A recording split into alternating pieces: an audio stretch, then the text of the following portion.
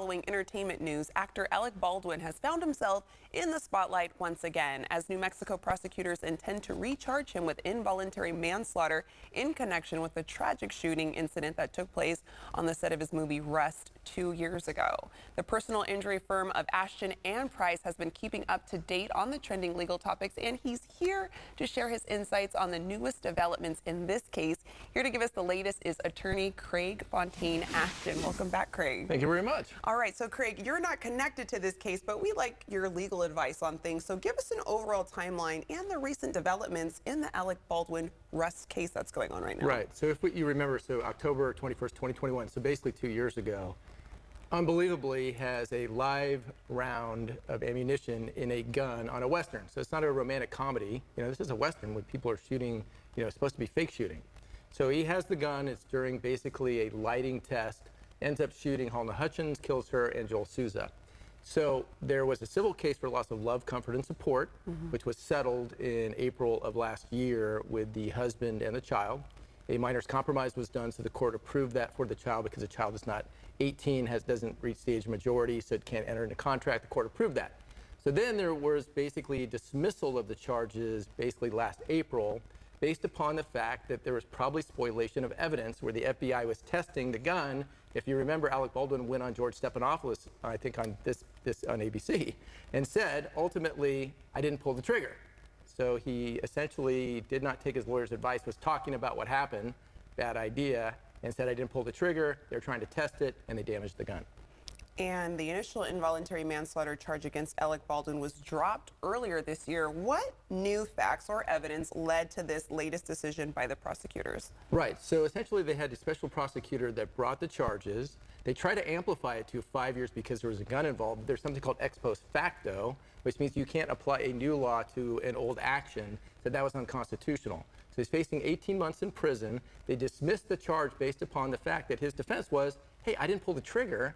And when the FBI damaged the gun by hitting it with a mallet to determine if it could go off without pulling the trigger, they damaged it and it removed his ability to defend himself. So that's why it was dismissed. And so now it's being rebrought as a result of new information based upon new testing. And let's talk about the term double jeopardy, where a person can't be tried twice for the same crime. How does the protection that we have fit in this case? Yeah, so double jeopardy is basically if you are tried for the same crime twice. He never made it that far because it got dismissed. So this is just recharging. He's never been tried. So ultimately, this whole case is going to come down to whether or not he pulled the trigger and acted recklessly. You don't have to be intentional involuntary manslaughter. If you think about drunk driving, you're not intentionally trying to hurt somebody, you're just being reckless, and you can be charged with a crime. So ultimately, in this particular case, he's being charged with being reckless, having live ammunition on a set as the executive producer and pointing it at one of his workers and killing her. And his defense is, I didn't pull the trigger. And now they have new testing to show that there may be an indentation in the spent cartridge that would be consistent with the trigger being pulled. And therefore, that's what they're going to present to the grand jury. All you need is probable cause, not beyond a reasonable doubt. And so ultimately, it's probably going to be a charge. And the saying, a good prosecutor could indict a ham sandwich. Can you clarify for our viewers why the decision to bring Alec Baldwin's case before a grand jury is significant in this context and why it matters? Right. So there's different levels of proof. So beyond a reasonable doubt is, hey, there's no doubt he did it. And then in probable cause, it's more likely than not a crime was committed. So if there is forensic evidence to show that there is a particular indentation in the spent cartridge that would be consistent with the gun, even though the FBI damaged it, and it's called spoliation of evidence, big problem.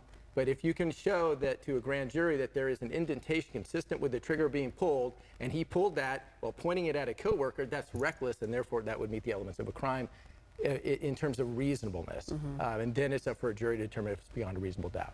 And you've mentioned the phrase good lawyering. So why is it important to do so, whether you're in a high-profile case like this one or not?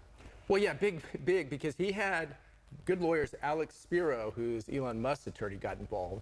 And they said, point out, look, the FBI damaged the gun. We have a right to defend ourselves. That's the main evidence against us, that you spoiled the evidence. So that is reasonable doubt in and of itself. And they go, you're right. But now that they've done the retesting and he still has good lawyers, now they're going to have to fight that battle again. All right. Well, we're going to have to stay tuned. Craig, thank you so much for joining us today. Thank you very much. Of course. And for more information, you can visit ashtonandprice.com/Sacramento.